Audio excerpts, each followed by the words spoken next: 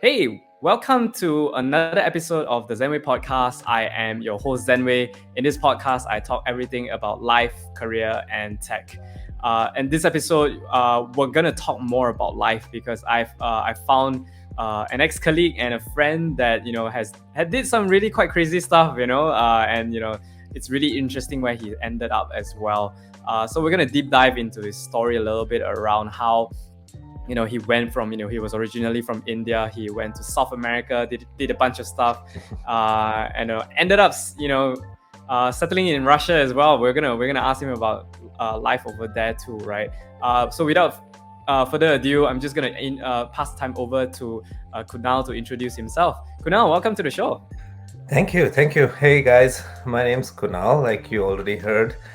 I've basically work for my own small company. It's a boutique business consulting firm. But I guess that part is not so interesting as much as my life story. Yeah. Because I think the last time that me and Zen we were in touch was my email when I quit the same organization that we were working in, Yeah. and I The said, mandatory goodbye, let's keep in yeah, touch email, right? yeah. And then we Yeah. got in touch recently, and we realized that things have moved on quite a lot. I have been to Yeah. some places geographically, let's say, and you have been to some Yeah. places in companies and in your life and so on. Yeah. So yeah, it's a good way to catch up together.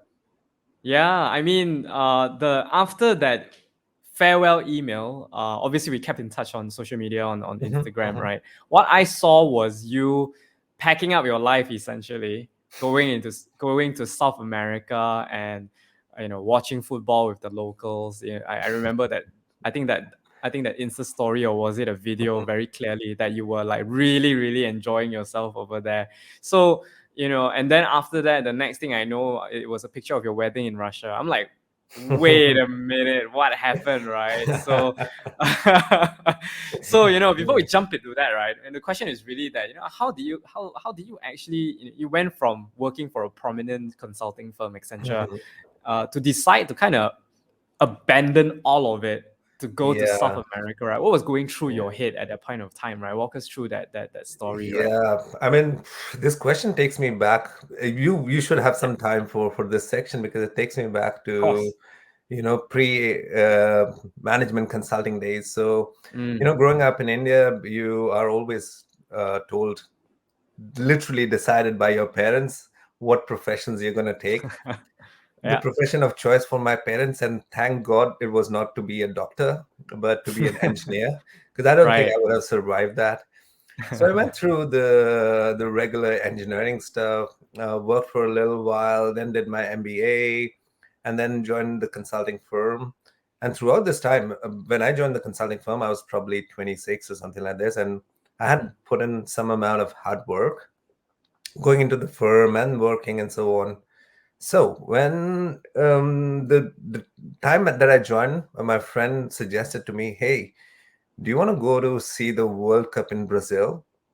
I was like, no, Mm. man, it's too far. And by the time I had never been outside India, and I was like 24, 25, 26, I don't exactly remember. So it was back in 2013, I want to say. Hmm. Um, and he told me, okay, imagine World Cup football in Brazil. Is it ever going to happen again in our lifetime? I was like, well, that makes a lot of sense. So that's where the planning started. We flew to Brazil to watch the World Cup, and the idea, the things that I saw around me in Brazil, it was like you take someone from one culture and put them in a totally contrasting culture. Yeah. That was my experience, and it was like, wow, whatever this was, I was there for a month, and I was like, whatever this was, I want to experience more of it somehow. Mm. So I remember this very clearly because I was standing on the Ipanema, the famous Ipanema beach in Rio de Janeiro. And I was Mhm. looking at the shore and I was like, I want to experience this for long term. And then Mm. I went back from there. I had it somewhere back of my mind that I need to come back to South America, but for a longer time. And then you get lost in business consulting or management consulting, consignment, like assignment after assignment. And then, you know, somewhere in 2015, I was posted in Saudi Arabia. This is where I was for a year working for a client in Saudi Arabia. And then I was like, okay, this is the time when I can make up some resources for Yeah. my whatever financial resources Mm-hmm. and use the time later. And also during this whole time, I felt that I need to go to a place where I can shut down everything that everyone was telling me to do and Mm-hmm. think about what I really want to do, what really I would like to do as a person, because before that it was always like everyone around me telling me what the right thing to do is. Right. So yeah, so it was interesting, and I went back to the consulting firm and said, "Hey guys, I want to have a sabbatical. Mm-hmm. Is it possible?" They're like, "Yeah, yeah, yeah. Why not? How long do you want to go?" I said, "A year and a half." They're like, "Are you out of your mind? We don't I give think the policy sabbatical." was 1 year. I think, if I remember correctly, I think it was Well, 1 year, right? with these multinational corporations, every Yeah. country they slightly vary. For India, they give only 3 months. So my Wow. partner told Okay. me, "Hey, you want 3 months? Be my guest. Go, come back, Mm. refreshed or whatever." It's like, no, I want to do it for long. I want to be there for a year and a half. So I decided to quit, and Mm-mm. I quit the company, and then all these thoughts started coming to me. That, hey, what am I gonna do? All my colleagues, guys who graduated with me, they're going on a certain trajectory, Mm-hmm. and my trajectory is going to be different from them. Am I ever going to be able to catch up with them or something like this? And I remember telling this to myself, hey, this is not a race. This is not that everyone has to follow the same path. So I said, okay. So packed my bags, went to South America, bought my one-way ticket to South America, You and bought one way. yeah, yeah, Damn. yeah, yeah, yeah. I very distinctly remembering that I don't want to put any bounds to Timeline. Right. let's say adventure.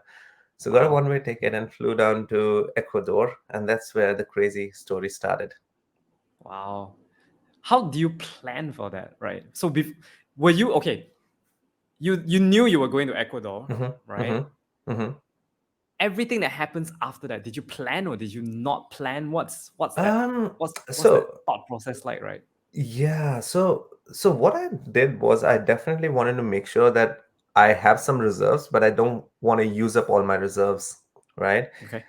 And then I had a general broad plan in my mind that, I have 1.5 years, I have these countries to go to. So I'm going to visit each country for a month and a half. So I wanted to be in Ecuador, then Colombia, Peru, Brazil, Mm, Argentina, Chile, right. and so on. So 1.5 months, 2 months, I gave to every country. Mhm. So I made like a broad plan. And also what I did was I lined up a few volunteership because I figured out Mm, that would be a good way to meet local people and to be in the community. right. So my first visit was at a Christian school in Ecuador. So I lined that Mm, up. That was first 1.5 months, where they were giving me free food and free bedding in exchange for teaching the kids English. mm. So I landed there, and okay, I'm gonna take a tangent and tell you an interesting story. Sure. Yeah. Yeah, go ahead. Yeah. So so I was staying at the house of the principal of the Okay. school, and she had a son-in-law who was really interested in football. So we had really great conversations about football with him because I really love football myself. And what he was doing was he was working with these young footballers who are training in different clubs, and he was seeing that how these young footballers are getting ripped off by their managers, who would Mm, make them sign contracts when they do not understand about the contract, so that the mm, managers or whatever the agents get a lot of money. So he was trying to put them in school and give them basic amount of education so that they could figure out things for themselves. So there were a bunch of guys who used to come, who used to play football in the mornings and come to school only in the noon time. So we would have 3 to 4 hours with them. And I am always have been a big fan of football players and yeah. people who play professional football. So there was this young guy who everyone was in the school used to say that this guy is really good, really good. And I he was in my class fortunately, and we started talking with each other, and we became good friends in terms of just having communication. And then you remember the last World Cup in 2022? I vaguely remember. Yeah. Yeah, the December World Cup in Qatar. So a few Yeah. months before the World Cup, because I knew that this guy was good and he was playing in the youth teams. A few Hmm. months before the World Cup, I get notification about the teams being selected, and I checked the Ecuador team, and this guy made it to the Ecuador team in the World Cup, and he Wow. played. And I messaged him back on Instagram, "Hey, I'm following you," and that's when I realized how big this guy has become, how what long way this guy has taken playing in Wow. America, and now he plays in Scotland. And so why did we get here?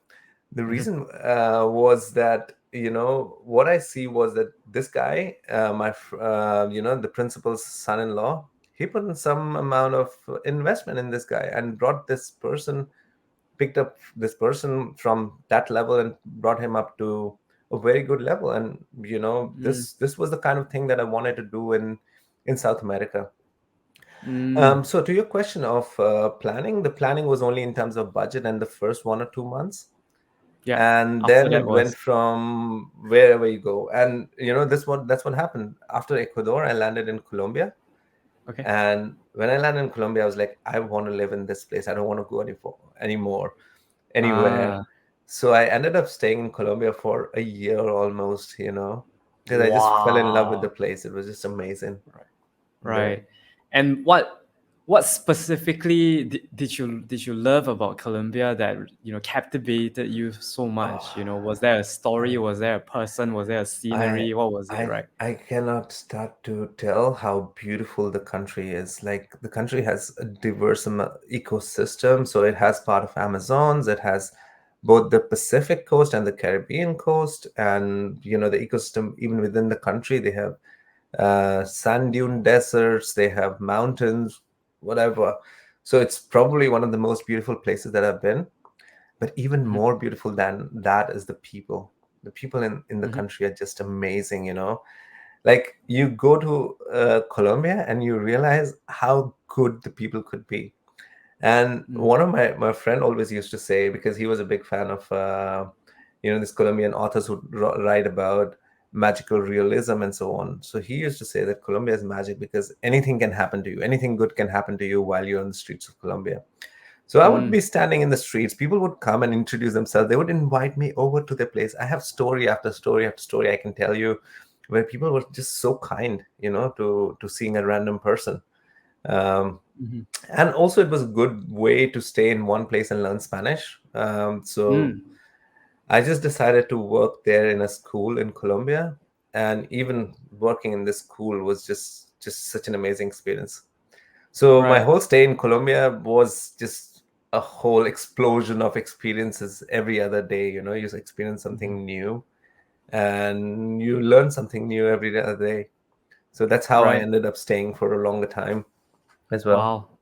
You I know you have stories after stories. If you Mhm. were to kind of maybe pick one really mind-blowing story about how welcoming they are, what is the first story that comes to your mind Ah, about yeah, yeah, that's an interesting story that just came to my yeah, mind right now. yeah, yeah, yeah. So I had lost my cell phone in Colombia. Lost it as in not lost it physically. It was with me physically, but I was trekking in the rain, and whatever liquid damage happened to my phone. Mm. So I wanted to buy a new phone, and this is when I was literally new in the country. I did not know any places or something like this.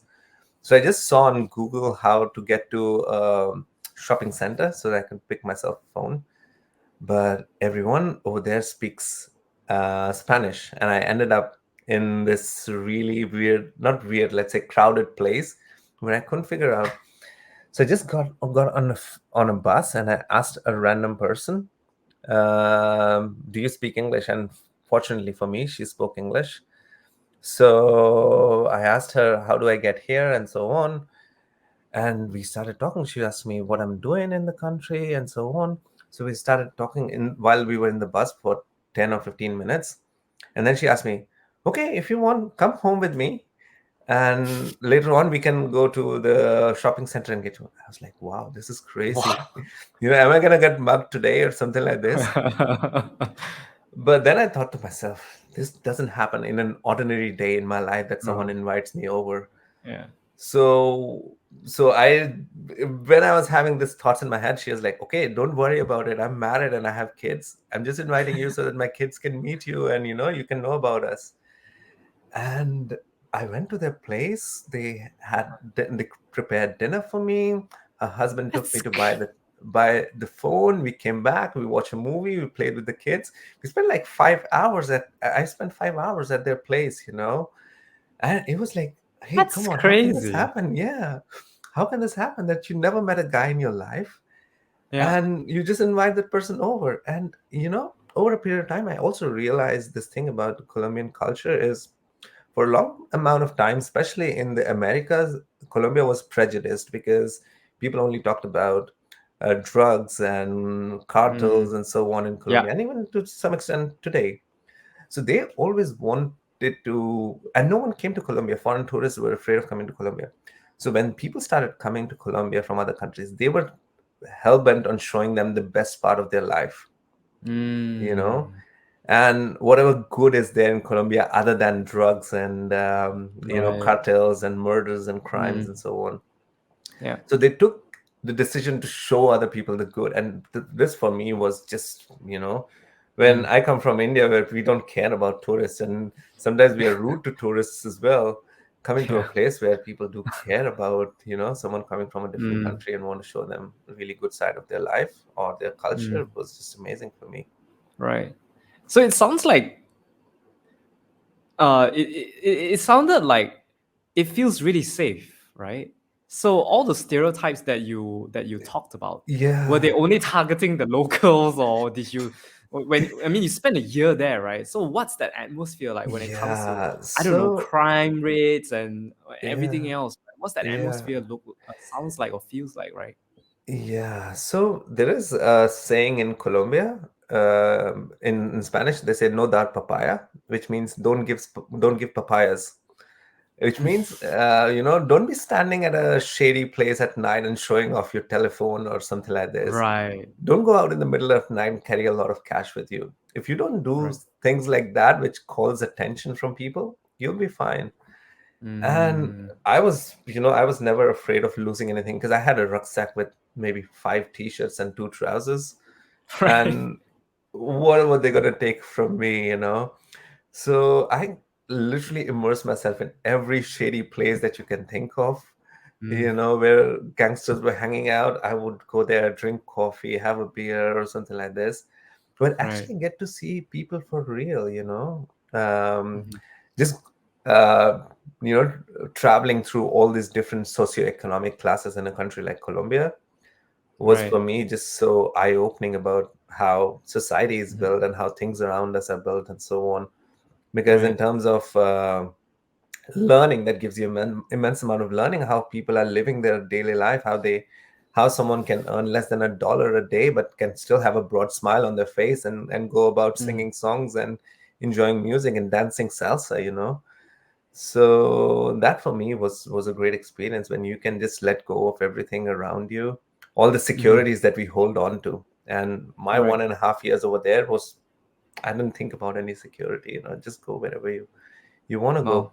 So to your question about how to feel safe or something like this, just be aware that you don't want to show off to people that you have a lot of money on you or a lot of stuff on you, and Mm. you'll be fine. And always try to look around your shoulder, look behind your shoulders, who's Look following behind your you, who's shoulders. not, Yeah. and Mm. you'll be fine.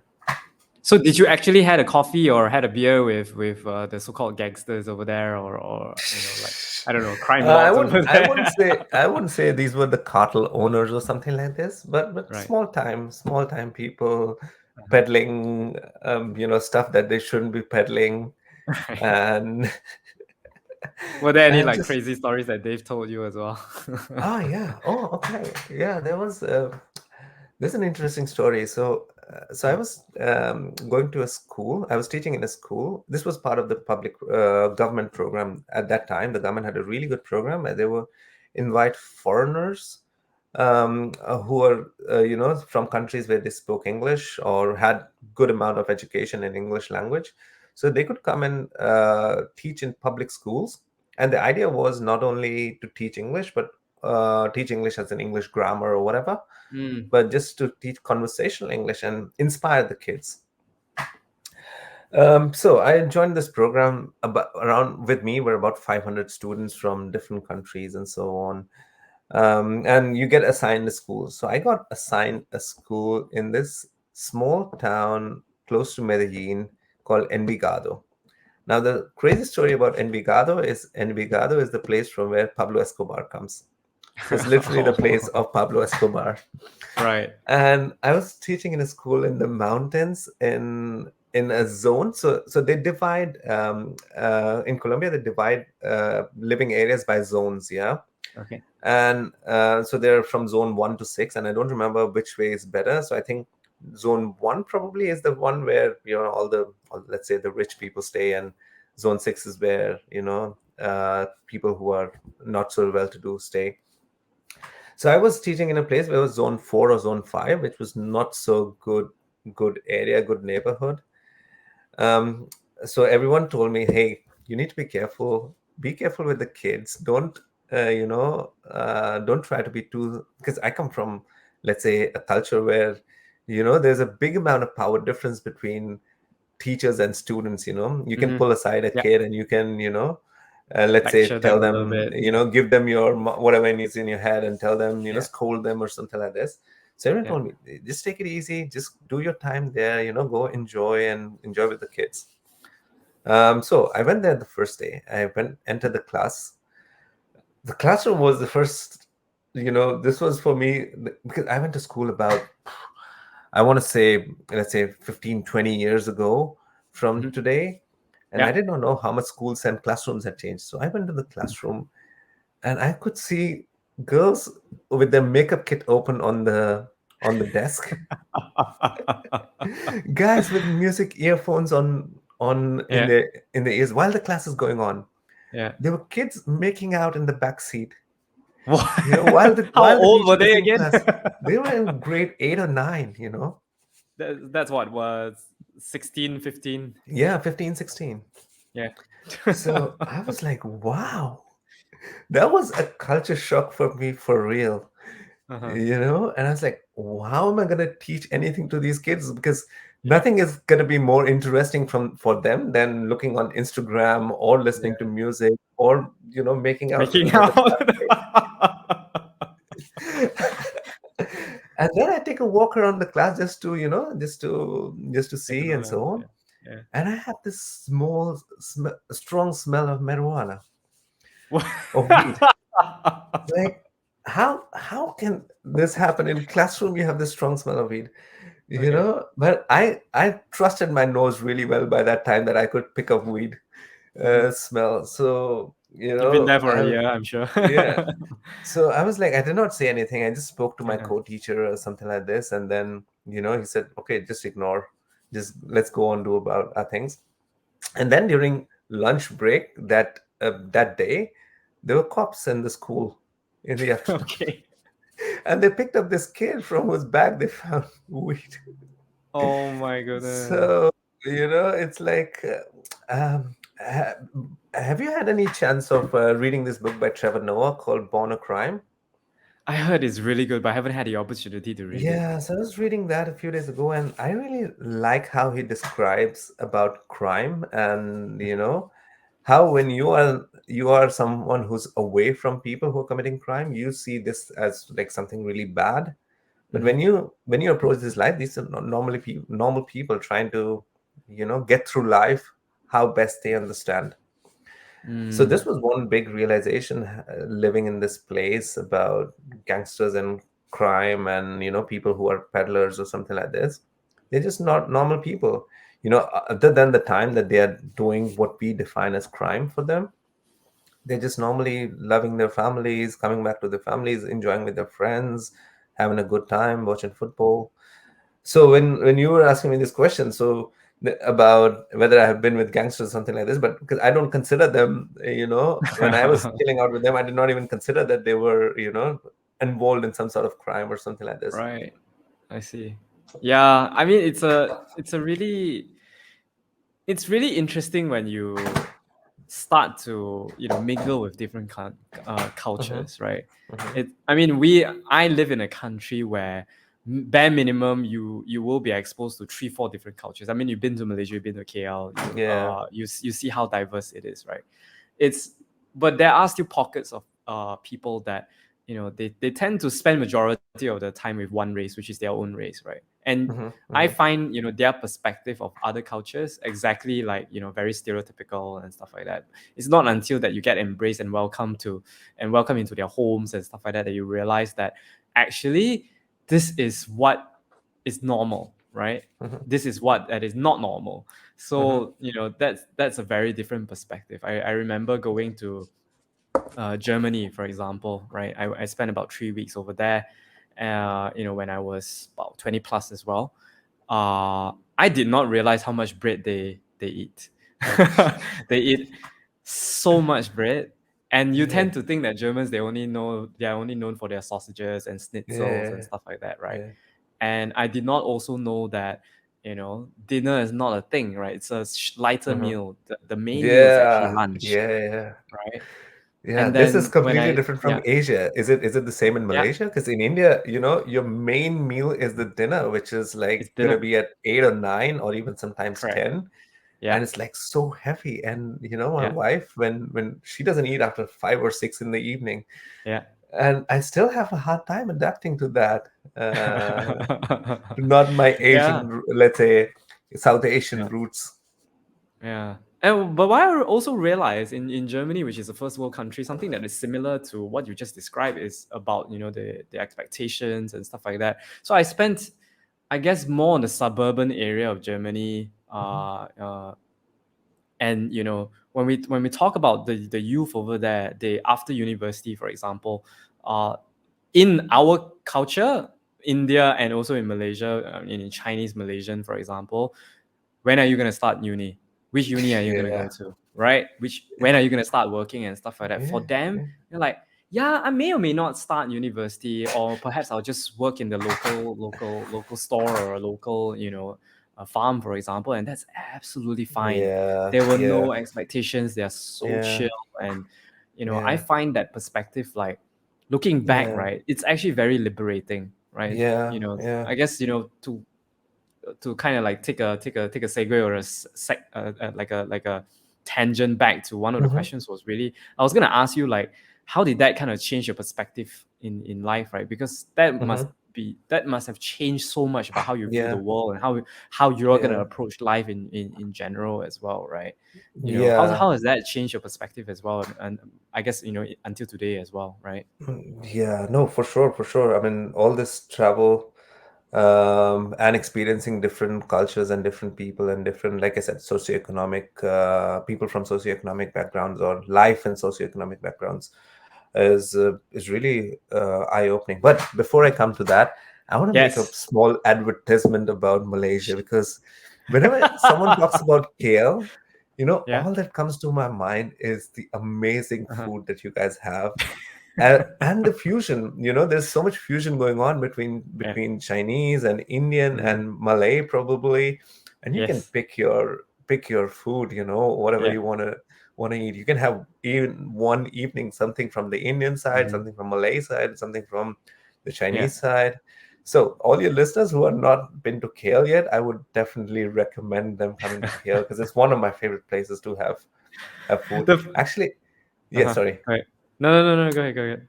So this May, we were coming back from me and my wife. We were coming back from Thailand to Uh-huh. India, and we had like a stopover in Malaysia. Yeah. Uh, so from Phuket to Malaysia, to KL. Yeah. And when I knew that we have 3 hours, I told my wife, I'm gonna eat, something from the airport. Like, I know the food at the airport is not the best, but I Yeah. just want to make sure that I eat something from the airport. And Yeah. And I went to the to one of the really nice looking places at the airport, and I Uh, picked up again. I don't know whether you would classify it as Malaysian or yeah. Indonesian, but I picked Uh, up nasi goreng. yeah. It's a Southeast Asian food, right? We all have a Yeah, different version of a nasi goreng, which is yeah, fried rice. You know, yeah, yeah. And we had so yeah, little time that I just asked them to put them in a box. I'll eat it at the in the flight. yeah. So we got into the flight, and I opened the box, and I'm pretty sure everyone was like, just with the smell of the food, was knew that I was having the right food. You know, they were having Yeah, the yeah. airline food that sucks, but Terrible. I Yeah, was yeah, having the real good food. yeah. So Did your wife yeah, liked it? it was too spicy for her. It So was too spicy for her. she's Yeah, from Siberia. makes She's sense. used to eating, not so spicy food, More but more mild yeah, food. yeah. I mean, the funny story is, I just remember that when we were in KL, we had Japanese colleague as well. I Mhm, remember, my dear friend Sota from a Japanese office. He went to the um, Muslim Indian food mhm. mama, right, for the first time, and he was eating prata, essentially prata, which is to us is roti canai, right? Right, So yeah. prata flatbread. He Uh-huh. had it. He was so engrossed with it. It's like, man, this is the best shit Yeah, ever. yeah, And then when he know about the price, about how cheap it was, because yeah, in Japan he lives in Tokyo, right? He's like, yeah. I want to bring this to Tokyo. Yeah, no, for sure. the And you know the the Indian sparkle in food, his eyes is just amazing. yeah, and the Indian Yeah, food in Kale is different from the Indian food there. And it's somehow different for sure. Yeah. they figured out a way of making Indian food even better. Oh really? So Okay. yeah, or maybe it's just different. That's why I liked it. Okay. But for me, it Right. was Right. Right. like really good. And Ah. the icing on the cake is what we talked about last time as well. That Yeah. you can be partying till 4 or 5 in the morning, and before you Yeah. come back home, you can still go to a place and eat whatever you want to Yeah. eat. So Yeah. being open throughout night and having these good food places open throughout night, it's just you know, I That's think it crazy. makes Kale one of the best cities in the world to live in. Yeah, I mean, like, if there's anything that we're very defensive about and very prideful about, it's definitely our food. So if Mhm. anybody tells us that Malaysian food is not as good, we get pretty defensive. Right. So that's my Yeah, advertisement for KL nice. tourism. Make sure that Yeah. did I get some of that money in my account? Yeah. If I'm part of the government, I might. Yeah. I don't even get any money for any tourist that I bring around. So. Yeah. Yeah. I mean, jokes aside, right? After a year and a half, Mhm, you then ended up in Canada. How the heck mhm. did that happen? Yeah. So the Canadian thing. Did I miss one of your questions before? Because you asked me No. about. Okay. Yeah. I mean, there were a few questions that I sent to you. You have Yeah. essentially answered it in some shape or form. Okay. Yeah. Okay. No. Yeah. Basically, after 1.5 years in South America, I had this two, let's say, realizations. And this is where I want to link with one of the questions which I think I missed. So one realization was Mhm. about being on sabbatical.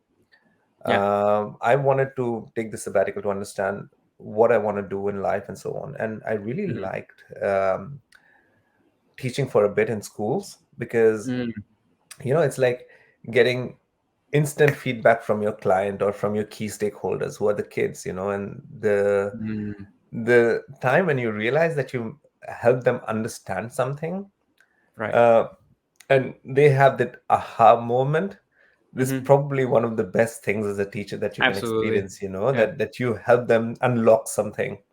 Mhm. So, working in consulting, when you have only the feedback from your client on certain presentations and so on, here the Mhm. feedback was almost instantaneous and every day. So for me, that was Yeah. really good. Mhm. But what I also missed was about being in this problem-solving environment. I Mm. wouldn't say that teaching kids who are especially teenagers is not a problem-solving environment. There also you have to solve It's problems. constantly problem solving. Yeah, yeah. But it's different. I Uh, get what you mean. Yeah. it is different, and Yeah. I realized that I love the environment where I was, taking some, some problem that is in logistics or in supply chain and trying to find some way of solving it and Hmm. presenting and so on. So I miss being in that environment, although Right. it was like it has its own pressures and so on. Hmm. But I thought to myself that I definitely want to come back to that and Mm. start working there. Right. So when I decided to move out of Colombia, I was like, okay, and also at this time my money was running out. Uh, Yeah. You have so to be practical as well, right? It's not a pipe dream. yeah, Yeah. yeah, and if I had to come back, I think 1.5 years was good for me to take a break and then Mm. to come back, because I was also afraid of not going too far away from society where I cannot come back. Right. So that's when I decided to say, okay, I had the option of going to Canada. Hmm. So I called up a few friends and who were living in Canada at the time and said, hey, I want to come back. So okay, come over whenever you want. And I came back to Canada. However, when I came here, so it was in March of 2018, and I knew that I made plans again with my friends to go to Russia for the World Cup in 2018. So I had about 3 to 4 months Mm. to before I go for the World Cup, and I thought to myself, I cannot literally join a company and 3 months down the line say, hey, I'm going to be away for a month. So I said to myself, let me do something different.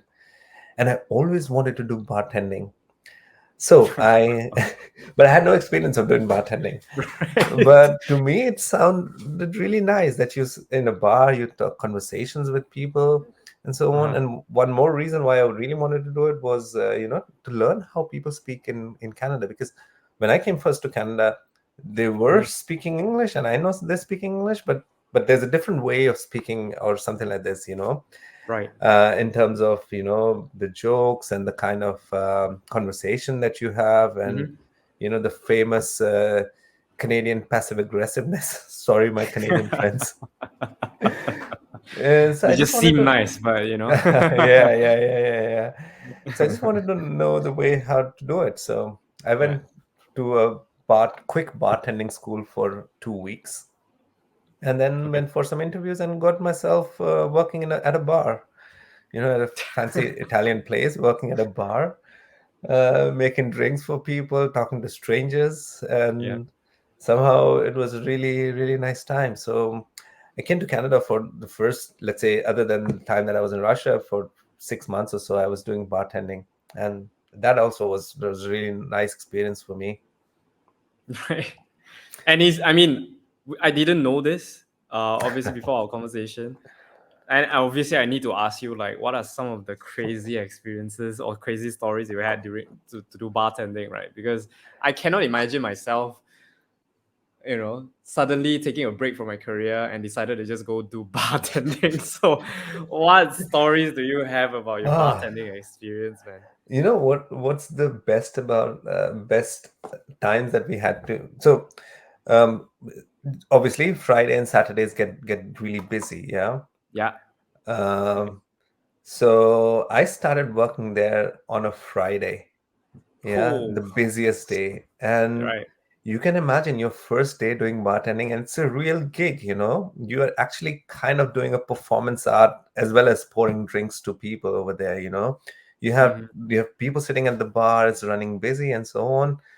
Yeah. And within the first half an hour or so, I managed to break a bottle of wine Oh no. at the bar. And I was like literally, shivering with what's gonna happen. Do I have to pay for this bottle of wine or something like this? Yeah. Then the manager comes to me, he calms me down, and you just put your head down and get to work. And time passes by. So we used to, Yeah. when the service starts at, like, say 6, and it goes on till 12, there's Hmm. 6 hours pass by, and then is when the party starts. So the manager takes you out for drinking after you served, and then you're drinking shots after shots of tequila. Oh Then you wow. wake up, you get home by, let's say, 2 or 3 in the morning, wake up, and then next day you get back to it. So what I really liked about that that job was you don't think about the job while you're not at the job. Yeah, Mm. how we when we work in consulting, you're thinking about a problem even when you're in the shower or at night Mm. sometimes. What I liked about that place was, you leave your brains at the job. So when you're working, you're full time. You're performing there, and then once you come out, you don't need to think about your work or something. Mm. And then amazing conversations that I would have with people because people were really interested in this Indian guy who could speak in Spanish with them. And I remember one more Yeah. story where, I ended up, dropping 2 pints of beer on a gentleman who was there with his family. Oh So, so what happened was one night it was a slow night, a Tuesday or a Wednesday, and we were, low on staff. So the manager asks me to serve one of the tables, and I was not really good with serving because you you have to carry this whole tray with stuff on you, so on. I've never done it before. So this table orders a table with family, two men, and then their parents came there probably to celebrate something. Ordered oh no. four pints of beer, Oh, you know, okay. and I had the tray in one hand, Uh-huh. and then 4 pints of beer laid out on the tray. Uh-huh. I lift up one, it's One. okay. I lift up the second and keep it on the table, Oh and the no. rest just falls down on the gentleman who's sitting there because there's no more beer to No more balance it out. counterweight. Yeah, yeah, yeah, yeah. Yeah, yeah. And his mother was so angry, because he was literally drenched in beer. Oh But this no. guy was so nice, though. He was like, okay, no, not a problem or whatever. He stayed through the whole place, and we offered him some other stuff. But my experience was, of living in these places is like you have to be kind and normal with people Mm. because you don't know when it's someone's first day at their work or something like this. Like, let's say things happen, Yeah. but the kindness of the people that you receive is what you remember and what you should look Mm. forward to Mm. passing on to others. Mm. So that Right. taught me a big way to be patient with people whenever you're out. I have had wine dropped over me. It happened not so long ago. And then I Mm. was telling my wife, okay, my wife was a little bit irritated with it. I was telling her, Mm-hmm. okay, don't worry. I have done this before. I have done much worse version. It's not the worst. Yeah. I mean, I always tell people that once in your life, you have to go join the service line Hmm, to be hmm. able to fully experience life and to It teaches understand you a lot. how Yeah. it teaches you a lot of things. Yeah, I yeah, worked in a restaurant, yeah. terrible owners, I broke a bunch of stuff as well, right? I broke like bowls, glasses, and stuff Yeah. like that. I was a cashier as well at a supermarket and stuff like Hmm. that. My Yeah. mom would come around and say, "Why didn't you smile?" Yeah. She would literally, Yeah. right, come to my till Hmm. and said, "Why aren't you smiling?" I was like, "I'm working." But like you Yeah. should actually join service Yeah. this crew for a Yeah, bit. no, It it's teaches it so much, definitely it definitely humbles you changes so much as changes well. you a person. Yes, yes. It humbles you to not think about why should I do this or something like this. You just take care of the Absolutely. place and take care of the things that you are there. Yeah. Mhm. Yeah. I'm gonna take a quick pause because Okay. I thought my battery can last, but I need to kind of like Okay. because I'm using some cables to like connect to my camera Hmm. and things like that. So I'm just gonna quickly do this. Just give me a second. I know I'm gonna disappear for a bit. That's okay. Connect my cables. Crazy man. I thought my battery can last. Yeah, I made sure that I plug it in because sometimes that happens with my laptop as well. Yeah, I mean, for me, the I was using another cable. That's why. Just give me a second. I'm trying a new setup. That's why, like, I'm like, Yeah, I maybe this see will that work. this setup is different from your last ones where it was a little Yeah, bit that's the mostly thing, blurred. right? Yeah, but it looks beautiful. It looks nice, right? Because Yeah. the thing is, I'm using my phone. I'm using a software to connect my phone to the camera. Mm-hmm. So the camera should look better.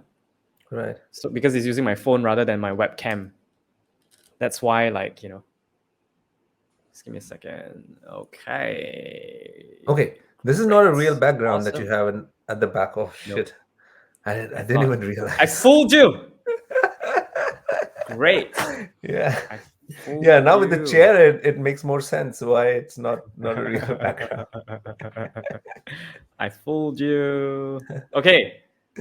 I'm gonna count us back. Mm-hmm. You can see me, right? Okay, cool. Yep. I'm gonna count us back in 3, 2, 1. So bartending story was crazy. Mm-hmm. Uh and then what was it like to, so did you went to World Cup first before you restarted, kind of like properly Yeah. restarted your career, was it? Yes. Yes. Yes. Yes. I went to the World Cup in 2018. Mm-hmm. uh, the best summer of my life, or let's say Tell us one of the about best. My wife will not like me saying this, but let's say one of the best summers of my life. that. You just got married, so what do you mean? Yeah. Let's say the second best summer of my life after the summer I got married. Right. But it Okay, one was of the best summer of your life. What happened? What was it yeah. like? How's it different from, I guess, World Cup in Brazil? Because you went to both. That's crazy too. Yeah. Yeah. So being at the World Cup in Brazil, okay, was an explosion because it's just, people love football. And people come out on the street. It's carnival every day that Brazil wins there, so on. So me with my friends who went there, the three of us, the four of us, we decided, okay, let's do Russia. And Okay. coming back from Colombia, I was not 100% sure that I wanted to do Russia because, like I told, like, I wanted to get back to work and so on. But again, my friends are really convincing people, They convinced me that, okay, I need to do it for them. So I said, Yeah. okay, let's do it. So I before went to Russia, I told my friends and some acquaintances here in Canada that, hey, I'm going to Russia for the World Cup. They're like, are you out of your mind? You're not so white to go to Russia because they can people can have crimes, or they could be Yeah. people who are racist over there and so on. Are you sure that you want to go there? What do you think about your safety? But I always, so my whole experience in South America taught me one thing, which if I say it might sound really naive, but I definitely believe in it. That Mm-hmm. most people, even up to let's say 85, 90%, 95%, whatever number you want to put Mm-hmm. there, most people don't want to do bad things to you. Most people Mm-hmm. are good people, and it's just whatever people, whatever information they get about you, and they might have something that they do not know about you, so they fall back on the stereotypes that they have for you or something like this.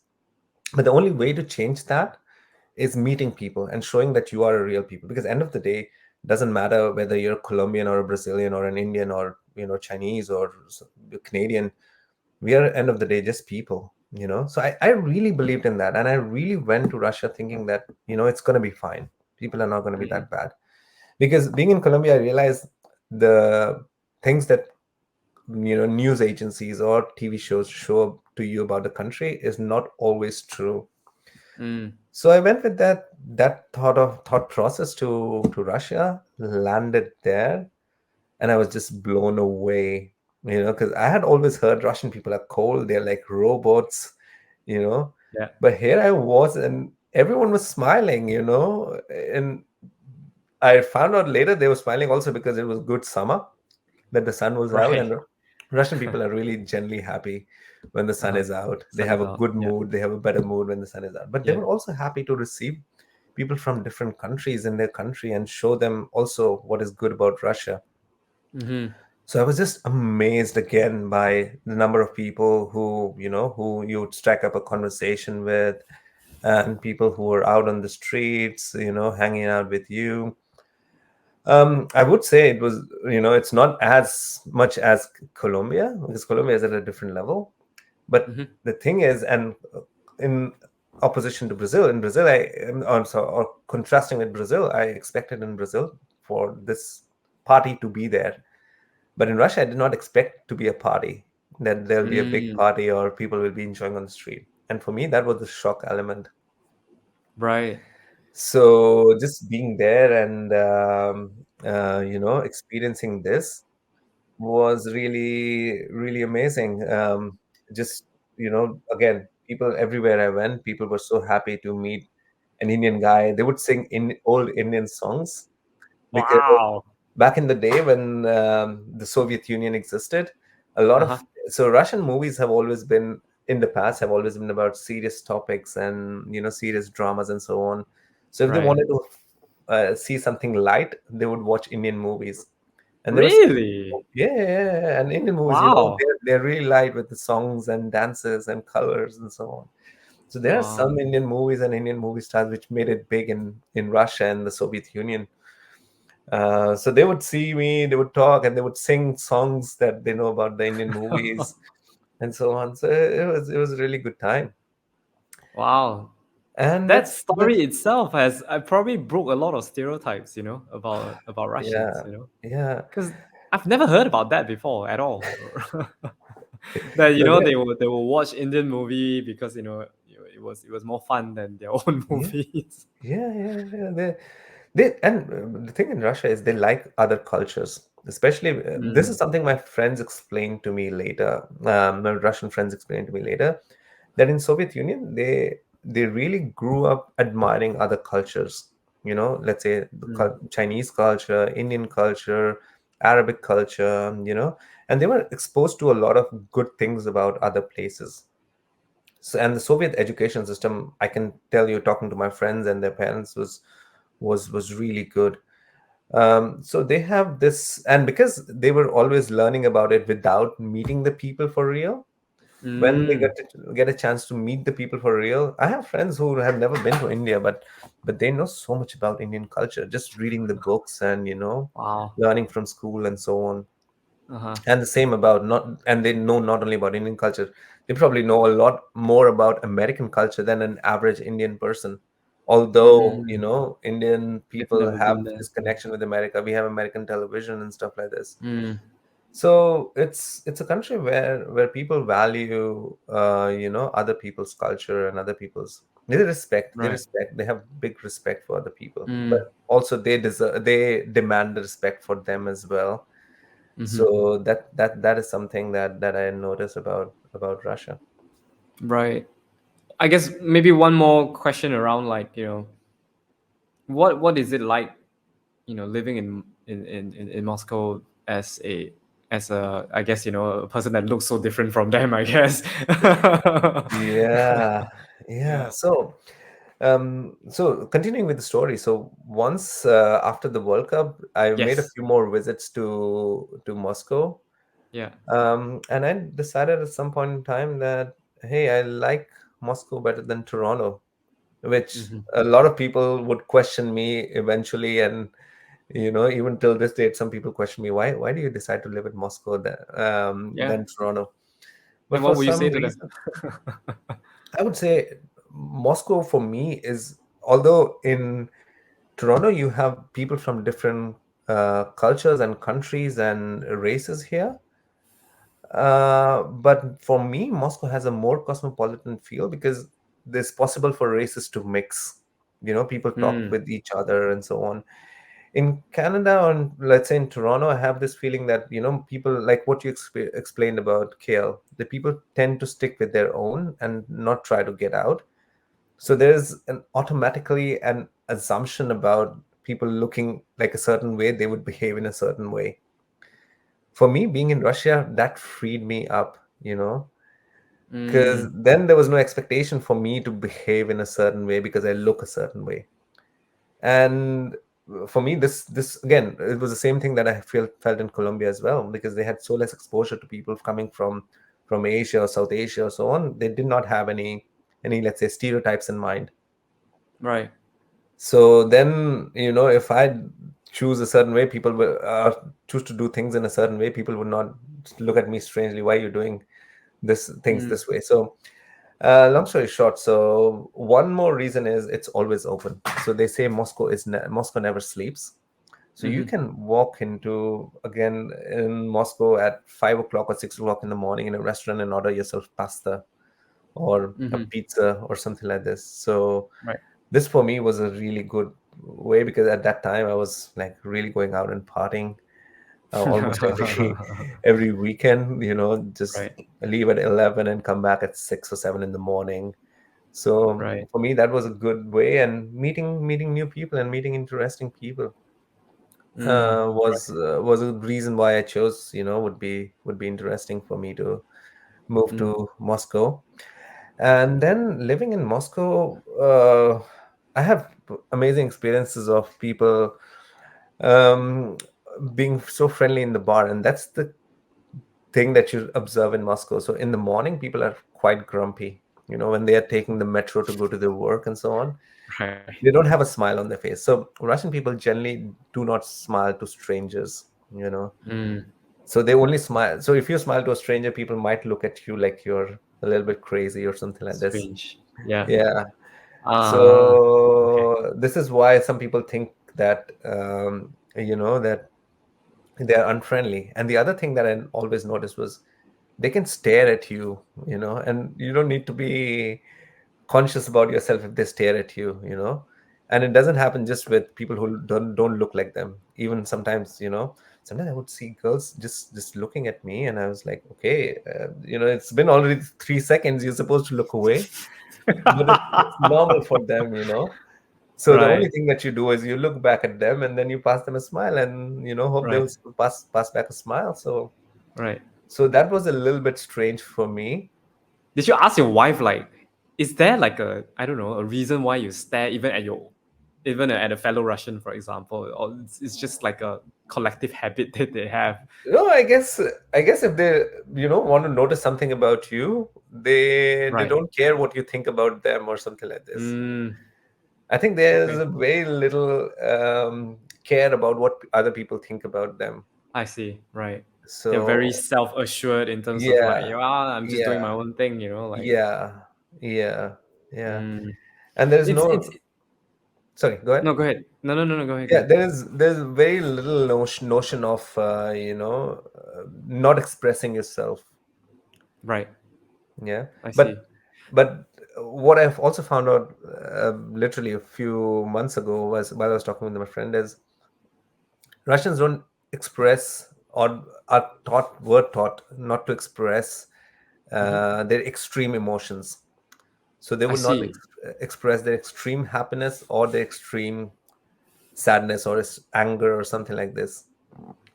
So this was something a friend Oh. of mine told me, and it's kind of very similar to how it's in India. Although sometimes you can go that way, but also in India we were taught right from, I don't know whether it's in Malaysia as well, that you do not show your extreme anger, or it's not a good thing to show your extreme anger or happiness or something like this. You have to be just normal Modest. level of energy. Yeah. Yeah, Right. yeah.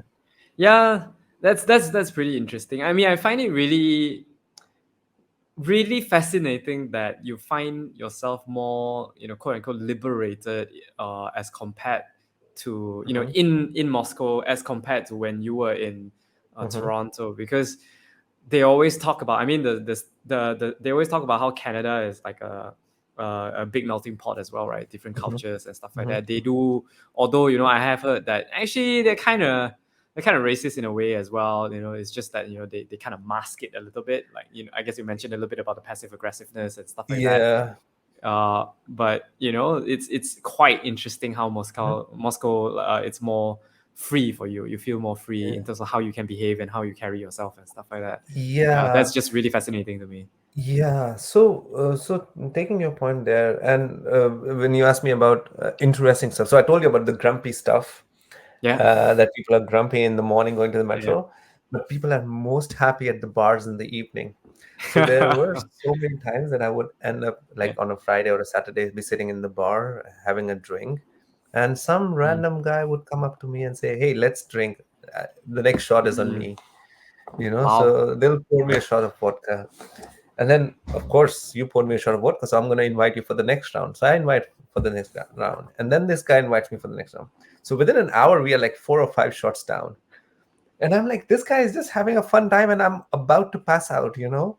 So I have to, so I have to call a taxi and get back home. But it happened umpteen number of times when Right. random people would just come up to me and say, Yeah. looking at me as a foreigner and offer me drinks and, Yeah. and, and for me that was like really interesting, that they wanted Uh, to form some sort of a connection. It could be about they wanted to speak some English or practice their English or know mm, about a foreigner or just have a good time. But for me it was, an idea that even as a foreigner you are accepted. mm, And so when we were talking about Canada, for me, here, when I look at people, for me, it's very difficult to say who likes me and who does not like me. Because in mm, Canada, the expectation is you do not show your emotions about who, you're supposed to be politically correct always. right. But in There's Russia, always this facade and this guard that they put up, right? yeah, yeah. And trust me, I have been to the Midwest area or the Bible Belt area where people always make this idea that people there are racist or something like this. Hmm. But actually, the people are really nice there, because there, if someone doesn't like you, they will say it up to you that, hey, you can see it from their face that they do not like you. They will not make a face that they like you and then talk to you in a way where they Right. feel that they're not being racist, but that you know you clearly don't like me. Clearly you're Yeah. saying to me, hello, how you doing, but you don't care about the answer. Right. Right. Right. Right. So for me Okay. it's easier to deal with that when people are Huh. upfront. Of course, no one likes, Mm, I have never had an extreme case of racism or something like this, but have had encounters where people would come up to you and say, what are you doing here, you're not supposed to be here, or something like ah, this. yeah. But I can understand that, coming from, so I feel that people in North America or even people in Russia are more careful about racism than people in India. And I can say that because I'm from India and I know my own country. We Hmm. also form racial stereotypes. We also discriminate amongst people from even Yeah. from the same country based on different provinces and so on. And Yeah. that discrimination can be sometimes violent as well. You know, Hmm. and you there can be opportunity where areas where it's systematic, where people from some areas will not get jobs in certain places or something like this. Hmm. So I know it's worse off in the country where I'm from, and it's something that we need to deal with and so on. But I feel that it's human. Discrimination is Yeah. probably one of the things which made us, when we evolved from, let's say, animals, or not animals, let's say from primate. It was something like this, that we needed to know who is mine and who is the other, Yeah. and that has carried on. And that is Yeah. something that we need to consciously negate in our own lives, to say Yeah. that everyone is just the same. Yeah. Absolutely. I think we I mean it's just it's not right that we have all this kind of discriminations and stuff like that, but it also, I guess, for survival you need to kind of learn how to Mm-hmm, categorize things last mm-hmm, time and stuff like that. It's not mm-hmm. really necessary in a Yeah, lot of cases, but it's yeah, just like our innate nature to categorize things, I guess. yeah. And Yeah. I suppose to some extent, of course, making it uniformly, bringing shame on some people for doing something Mm. bad, it works in some cases, in broad cases, but I think it's more to do with individual and cultures. You need to work with individuals, and I think sometimes, as someone who's facing racism, you have to be also a little bit less protective. There have been Mm-hmm. times when, if you get offended with every single question, because sometimes people ask stupid questions because they don't know any better, and if you Mm. categorize that as a racist question, you're never going to give that person an opportunity to know you and who you are and where you come from. So Yeah. there are times when people around me felt offended for me because someone asked me a question which they deemed were racist, which I was, because I know I have people in my family who, when they look at people from a different race, they have some notions, and they're not bad people. It's just they did Right. not have any better They just information, didn't know. Right. They just don't Yeah. know. So the only way Right. to change it is to, to treat the other person as a human and try to understand Mm, why that person thinks the way that person thinks. yeah. Makes sense. Yeah, and that's a good perspective to if you fight fire with fire, it's not always gonna turn Yeah. out well, right? To Yeah. sometimes, being able to explain to them, it's like, Hmm. yeah, what you just said is interesting, but that's not true, like Hmm. this is Hmm. what it Hmm. actually Yeah. how If it's you take actually the done. time and the patience, then you're going to have a changed person for sure. This is what I Yeah. believe, and this is what I have experienced as well. Rather Yeah, I than mean, raising your walls or defenses, for sure. just open I up. guess nobody likes, people raising their voice and being called like Yeah. Yeah. you're a bad person, right? But being open Yeah. and being friendly, Yeah. obviously people are more receptive to that in general, right? Yeah. Yeah. And Yeah. also, like, just because we're on the topic, Mm. it's so I'm more careful about about calling out the structural thing than the personal things. And Mm. what I notice now more and more in the West, people call out more the personal thing, that when I someone see. is personally doesn't, maybe they dislike someone from a different race, but it's personal. But when people are not given opportunity about at workplaces, something like this, I try Mm. to be more careful about watching out those, because those structural cases of discrimination are something that requires your energy to deal with, or Absolutely. your Yeah. you have to have some motive to deal with that. Yeah. Yeah, correct. Those are harder to change as well, and we need everybody For to sure. For be sure. involved. For sure. You know, For sure. it's not so much like Tom, Dick, and Harry just made a racist comment, but it's about you are actively discriminating structurally. Yeah. That's a different story altogether. Yeah. Yeah. And sometimes you Yeah. don't even know about it. You Mm. don't know about it because you're just in the system, and you think you're just following the system, The but you system don't is think designed about the against person you. who's on the other end. True. So I guess the Yeah. best way to counter that is just to make sure Yeah. that you open up. It's a Yeah. good world. It's an open world out there. Like, the more you Mhm. open up to things, sometimes you will have bad experiences, but most times I believe that you will end up bringing something good by being Yeah. more open. Makes sense. So, what are you looking forward to next? You told me about how you're doing a little bit. I mean, your little firm. You're starting your Hmm. firm and stuff like that. Hmm. What else are you looking forward to? So the main idea in terms of my career would Mm-hmm. be to find time over the next year to come back to consulting, Mm-hmm. because I always believe that being with the best minds around you, or surrounding yourself with the best minds, also helps you to be at your sharpest, or be at your best, or Yeah. bring out the best output. Mm-hmm. But in terms of my firms, what we are trying to do is we are trying to bring solutions which are available from, let's say, the big four of consultings, like Deloitte, KPMG, EY, and so on, to bigger clients. We are trying to bring it to the smaller clients. So Mm-hmm. whatever I learned during my time with the consulting firm, we try to modify it, make it more customizable to the small and medium term enterprises, and to give them those kind of offerings. So for Mm. me, the idea would be also to get back to mainstream consulting, understand what's in the ecosystem right now, what's happening, and so on, and then again to see a way in which I can customize to bring those same solutions to the smaller firms who cannot probably afford to have uh, a bigger consulting firm on their books. Mm. Yeah, that sounds So. exciting because it's I what I enjoyed about my days when I was with Accenture is literally that, right? You get exposed to a lot of like the Mhm, latest thinking. I'm mhm, always very proud of some of the insights that we called out years ago before everybody mhm, else. mhm. Yeah. We talk about how like trust is gonna be the new currency for the digital Mhm. economy and things like that. It's so true now, Yeah. and we talked about it like 3-4 years ago. Yeah. We talk about how like in terms of how entrenched digital is going to be, that digital may not be a word anymore because everything is Yeah. digital. Look at where we Yeah. are today. Yeah. Yeah, so I totally get why you are looking forward Yeah. to going And back and into. what I was really surprised about when I came to North America is uh, being growing up in India and living in South Asia, I always felt that okay, the best technology probably would be in the Western countries, in Canada, in the Mm. US, and so on.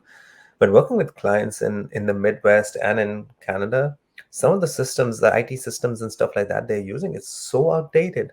It's really, really Yeah. outdated, Yeah. And here the question is a survival question. They Mhm. cannot find money to invest in new devices, new systems, because they have a survival thing that they need to keep producing more so that they could survive the next quarter. I see. So Yeah. what I could see is me helping them. We work on cost saving initiatives and implementing cost saving initiatives.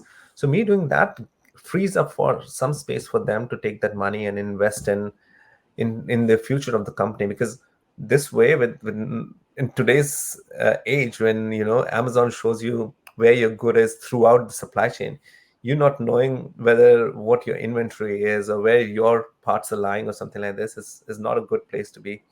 So it helps Yeah. them invest in some good systems to look out through their supply chain to see where Mm. what is profitable for them, what is not profitable for them, and so on, rather than just Yeah. working on Excel sheets. Yeah. 100%. I think the marketplace is just so big. Yeah. The market itself, the demand itself, it's so big, and I think the what is very different from over there compared to South Asia and Southeast Asia is that the pressure on the quarterly uh, results and catching up every Right. single quarter, right? It seems Yeah. a bit less. Yeah. The obsession with quarterly calls, and all that kind of Hmm. stuff, quarterly earnings and stuff like that. It seems Hmm. like a Yeah. North America kind of thing. Yeah. Mm. Yeah. Yeah. So And that's why I also, guess perhaps, yeah. Go ahead. also the thing is right now, so probably a lot of the investment in IT systems and so on in India happened in the last 15 or 10, 15, 20 years, right?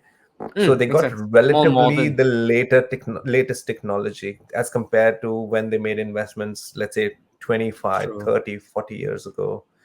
Yeah, So makes that's sense. also something which I feel that is a positive for the growing economies, that whenever you're getting the investment in the later part of the thing, it's going to help you for the next, let's say, 20 or 30 years, Mm, whatever the given product's life time frame. cycle for Yeah, for these technologies is, which yeah, seems to makes be sense. coming smaller and Shorter. smaller, shorter and shorter and Yeah, shorter by the yeah, day. yeah. Well, it's been a wonderful chat. I think we can go on for hours. Uh, but For sure.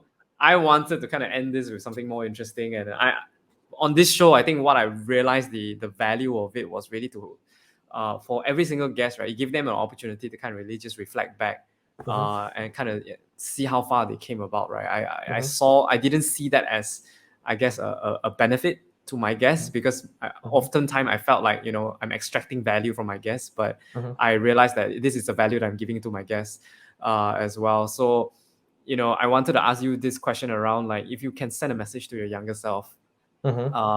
what would it be as a closing, right? Hmm. Yeah, what would you Yeah. say if you can send a So, message to your younger so self? a few things. One, I would definitely say that don't trust every piece of information that you get.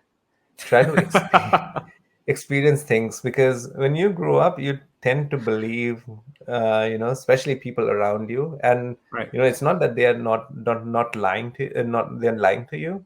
They're just giving you Mm-hmm. the best information that they have.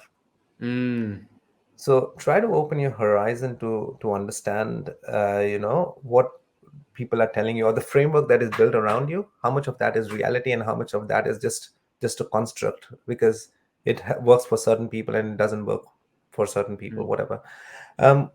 So in that direction, I suppose the best way of educating yourself is take yourself out from the surrounding that you have and put yourself in totally different surrounding.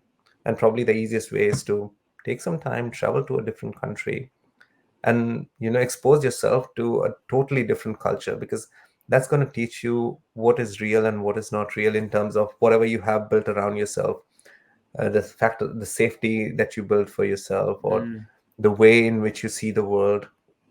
So that probably for me is way more essential for someone than, let's say, going through school, university, college, the regular thing that everyone is going through. Because mm, what it teaches you is To live and be happy, you do not need a lot of things in life. So Mm, why be so when I was appearing for interviews for different companies after I came back from South America, it's like, do not care. You lived in Amazon for 1.5 months with the basic things, and you're still happy. So if you don't get a job, or if you're fired from a job tomorrow, it's not the worst thing in mm. the world. Don't fear about it, and try to follow your dreams, not at the cost of, like, try to follow your dreams and not think about the cost that you Responsibly. have to pay. Yeah, costs that Yeah, you have to pay and so on. yeah. I would say that freedom, everyone should give themselves that freedom to get out of the get out of Mm, the track that people around you or the society around you has put for yourself, and think outside the box and take the opportunity. yeah. And life I is like big, that you a will have lot. many opportunities. Yeah, I like that a lot. I think giving yourself the opportunity to experience a totally different perspective, Mhm. that really opens up your mind in Yeah, general. It just yeah, allows you to be open to the possibility that things can be totally opposite of what you think. yeah. And It it's and reminds it me of this book by Derek Sivers. He talks about how the title is called How to Live, Mhm, inside it, uh, the way the book is designed, right, or written, is totally opposite perspectives. So mhm, on one end, he will say like, to free yourself, you need to be independent. Don't attach yourself to anything. And then on mhm, the subsequent chapter, it talks about if you want to live a meaningful life, you need to be committed to grow something, to feel mhm, that you're part of something larger. So it mhm. just really challenges your mind into so many different Yeah, perspectives. yeah. And what you say is really just go out there Mhm, and try and live a different life just for that short moment, right? yeah, And see what happens to your mind and how it opens up to you, yeah, yeah, open yourself to, right? That's yeah. amazing. And while you're doing it, don't forget to question anything and everything. Just question. I think that's one of the things that everyone from coming from at least a South Asian background can do, because we are always taught to respect, Follow rules and authority and yeah, rules and so on. But yeah, always do question everything that you hear and see. yeah. I like that. Yeah, and Kunal, thank you so much for Hey, spending this thanks time for with having me. me. Yeah, I it's think it's a lovely conversation. Yeah. we should do another one where I Mhm. get to ask you questions and I get to hear from you. I'm waiting for your Yeah. podcast to launch. You already have your Instagram title. I don't know whether the handle is still the same or not. I remember you The calling yourself Wandering Professor. the wandering Yeah. professor. You already have a title. I'm happy to answer Yeah. all the questions. Although I haven't traveled as widely as you, um, but I'm But happy for to but be on for the show me, again it too. would be good to understand your experience with corporate, and also a little bit Yeah, about your faith and how you manage everything around right. you and so on. So for That I can sure, do. on a public platform, on a podcast or without a podcast, for sure, let's No catch up pressure, being and vulnerable in a public platform about my faith. yeah, yeah. Yeah, thank you so much, Kunal, Thank for you. being on the show. Yeah, All the best on your career and in life. Congratulations on your yeah. recent marriage too. Hey, thank you so much. Thank you so much. And hey, keep doing the good fight. And you're taking the new job soon, right? So Yes, all I the am. best for the new I am. job as well. Thank you so much. And yeah, let's Have a good try to day. keep let's try to keep in touch somehow and have a nice weekend. You too. Bye. Bye.